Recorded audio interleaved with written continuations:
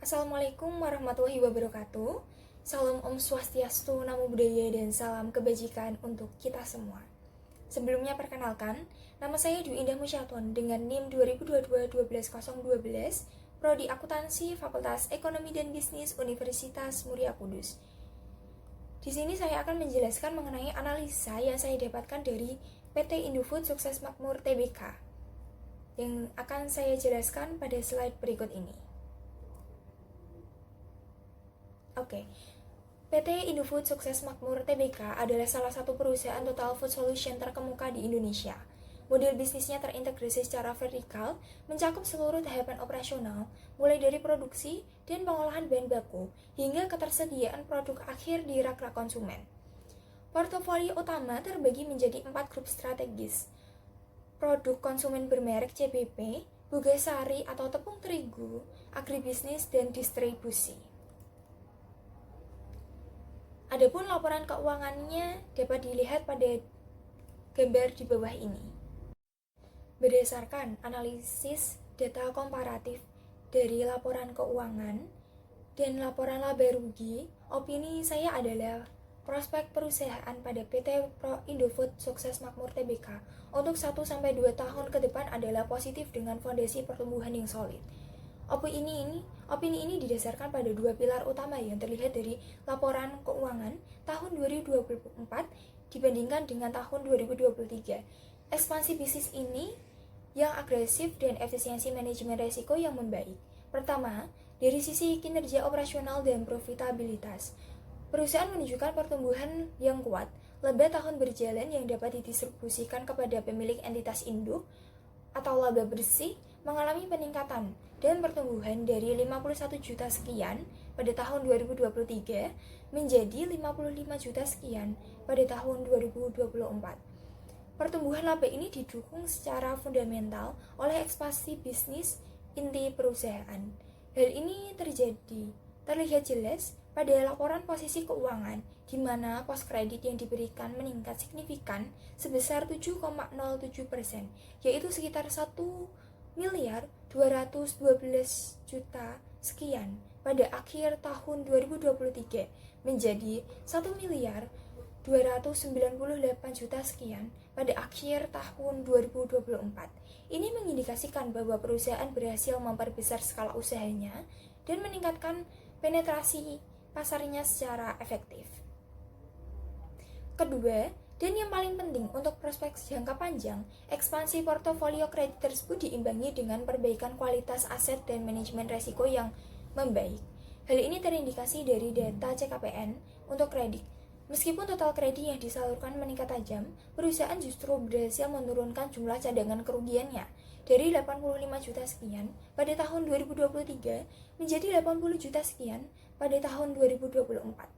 Penurunan CKPN di tengah ekspansi kredit ini mengimplikasikan bahwa kualitas kredit baru yang disalurkan membaik atau terjadi perbaikan signifikan pada recovery kredit yang bermasalah. Ini menunjukkan efisiensi operasional dalam mengelola risiko yang berdampak positif langsung pada profitabilitas.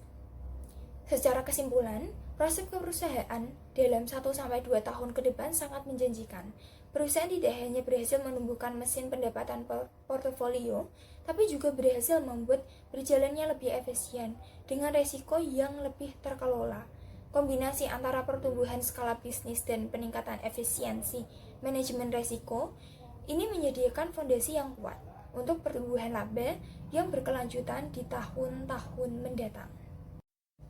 Untuk kesimpulan dari presentasi saya, meskipun perusahaan berhasil mencatat pertumbuhan laba bersih secara tahunan, prospek jangka panjang atau pendeknya antara 1-2 tahun ke depan dibayangi oleh kinerja negatif pada Q4 2024. Adanya kerugian yang kuartal terakhir tersebut mengindikasi bahwa adanya tekanan biaya yang signifikan, kemungkinan dari biaya bahan baku atau beban keuangan, atau penurunan dari permintaan yang tajam yang berhasil membandingkan kinerja yang kuat selama 9 bulan pertama.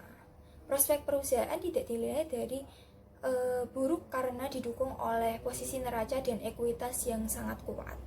Namun, memerlukan kewaspadaan yang tinggi. Manajemen sendiri menyatakan tetap optimisme dengan waspada. Oleh karena itu, 1-2 tahun ke depan akan menjadi periode krusial untuk membuktikan apakah Q4 2024 hanya anomali sesaat atau awal dari tren penurunan profitabilitas.